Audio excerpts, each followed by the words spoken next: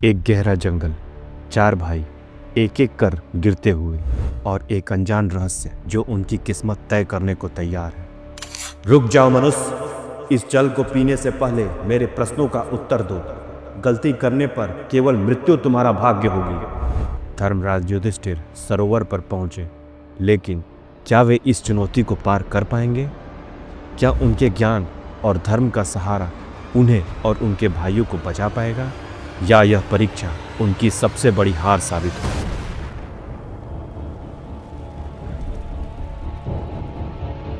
पांडव अपने 13 वर्षों के वनवास का समय बिता रहे थे।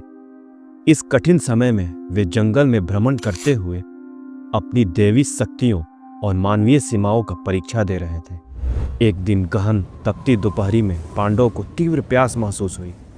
वे सभी जल की खोज में अलग अलग दिशाओं में चले गए। सहदेव ने सबसे पहले एक सुंदर सा सरोवर देखा। यह स्थान शांत और स्वच्छ था। सरोवर का पानी निर्मल और झिलमिलाता हुआ प्रतीत हो रहा था। जैसे ही सहदेव ने पानी पीने के लिए सरोवर के पास कदम रखा, एक गूंजती हुई आवाज सुनाई दी। हे मनुष्य, इस जल को पीने से पहले मेरे प्रश्नों का उत्तर दो, अन्यथा तुम मृत्यु को प्राप्त करोगे। सहदेव ने इस चेतावनी को अनदेखा कर दिया और जैसे ही पानी पिया वह बेहोश होकर गिर पड़े। सहदेव के न लौटने पर नकुल उनकी खोज में निकले। उन्होंने भी वही सरोवर देखा और पानी पीने का प्रयास किया। यक्ष ने फिर चेतावनी दी, लेकिन नकुल ने भी इसे अनसुना कर दिया और पानी पीते ही वह भी बेहोश हो गए।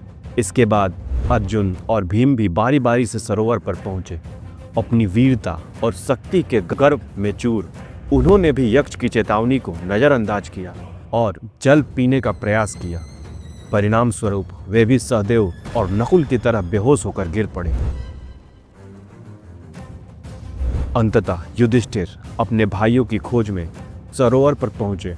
अपने चारों भाइयों को मृतप्राय अवस्था में देखकर उनका हृदय दुख और चिंता से भर गया। वह रोते हुए सरोवर के पास गए और वहां की शांति और दिव्यता को महसूस किया।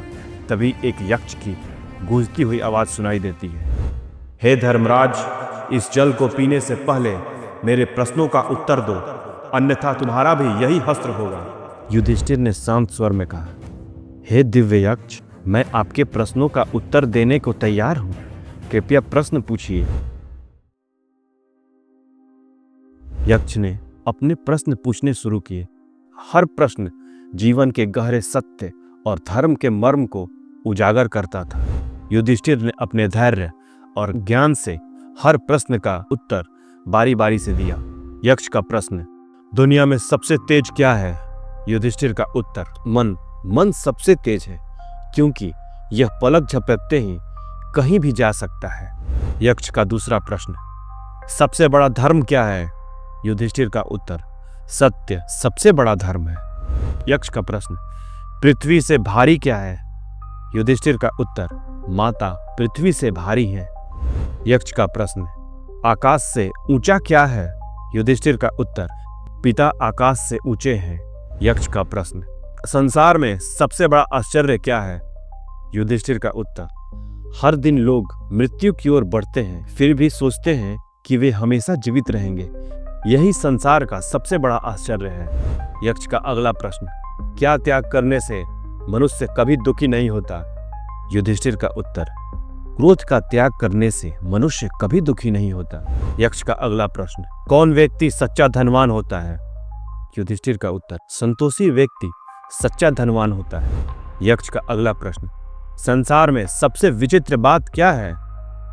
युधिष्ठिर का उत्तर, हर दिन लोग मृत्यु का सामना करते हैं, फिर भी वह यह सोचते हैं कि वे अमर हैं। यही सबसे विचित्र बात है। युधिष्ठिर ने अपने सभी प्रश्नों का उत्तर न केवल ज्ञान और विवेक से दिया, बल्कि उन्होंने अपने नैतिक मूल्यों और धर्म के प्रति समर्पण को भी दर्शाया। यक्ष का अंतिम प्रश्न, यक्ष ने पूछा, हे धर्मराज, मैं तुम्हें एक वरदान देता हूँ। तुम अपने किसी एक भाई को जीवित कर सकते हो। बताओ, तुम किसे जीवन दान देना चाहोगे? युधिष्ठिर ने उत्तर दिया, मैं नकुल को जीवित करना चाहता हूँ। यक्ष ने पूछा, तुमने भीम और अर्जुन को क्यों नहीं चुना? वे अधिक बलवान और उपयोगी भी हैं। युधिष्ठिर ने कहा, मैं धर्म का पालन करना चाहता हूँ। कुंती और माद्री दोनों मेरी माताएं हैं। मैं चाहता हूँ कि दोनों के एक एक पुत्र जीवित रहें। चूंकि मैं कुंती का पुत्र हूँ, इसलिए माद्री के पुत्र नकुल को जीवित करना उचित है। युधिष्ठिर के इस न्यायपूर्ण और धर्मयुक्त उत्तर से यक्ष अत्यंत प्रसन्न हुआ। उसने अपने वास्तविक रूप का खुलासा किया। यह यक्ष कोई और नहीं बल्कि स्वयं यमराज थे, जो युधिष्ठिर की परीक्षा ले रहे थे। यमराज ने युधिष्ठिर की सत्यता, धर्म और विवेक की सराहना की और उनके सभी भाइयों को जीवित कर दिया। यमराज ने आशीर्वाद दिया, हे धर्मराज, तुम सदा धर्म के मार्ग पर चलो और विजय प्राप्त करो। तुम्हारे साथ हमेशा सत्य और न्याय रहेगा।